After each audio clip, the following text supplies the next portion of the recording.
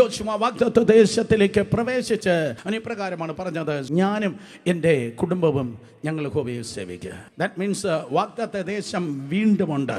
പക്ഷേ യോശുവ അകത്ത് കയറിയപ്പോഴേക്കും പുള്ളി അങ്ങ് സെറ്റിൽ ചെയ്തു. യോശുവ പിടിക്കപ്പെടേണ്ടതായ പലതും പിടിക്കാതെ പലതിലും അവൻ സെറ്റിൽ ചെയ്തു.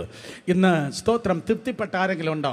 കൂട് കെട്ടി സെറ്റിലായി മതിയെന്ന് എല്ലൊക്കെ ആയി, ഏതാണ്ടൊക്കെ ആയി. ഒന്ന് പ്രാർത്ഥിക്കാൻ അറിയാം, രണ്ട് തൊക്കട രണ്ട് അന്യഭാഷയുണ്ട്, രണ്ട് മൂന്ന് അന്യഭാഷയുണ്ട്, സെറ്റിൽ ചെയ്തു.